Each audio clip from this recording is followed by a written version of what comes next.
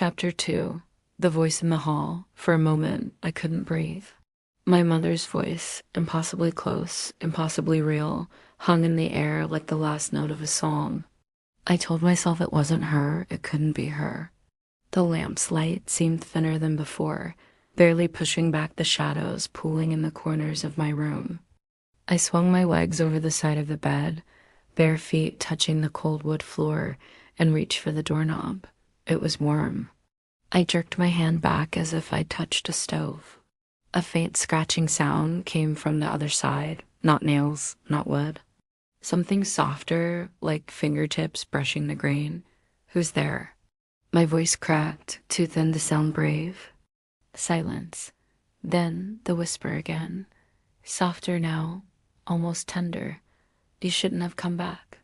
The hallway beyond was empty when I flung the door open. Just the grandfather clock at the end, its pendulum swaying in a rhythm that seemed out of step with the ticking. I could see my breath in the air. I forced myself to walk the length of the hall, checking each door. The guest room was empty, the bathroom empty. My mother's bedroom, the door was ajar. I pushed it open with my fingertips.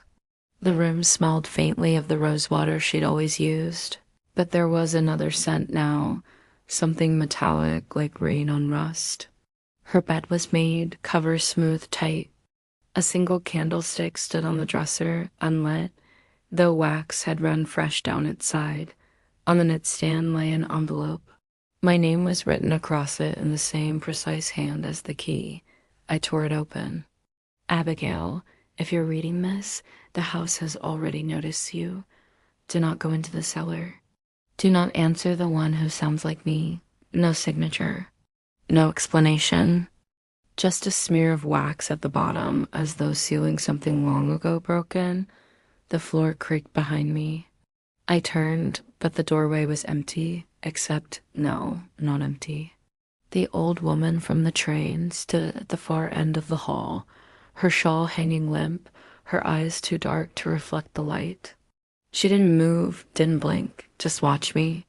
I opened my mouth, but she raised one finger to her lips.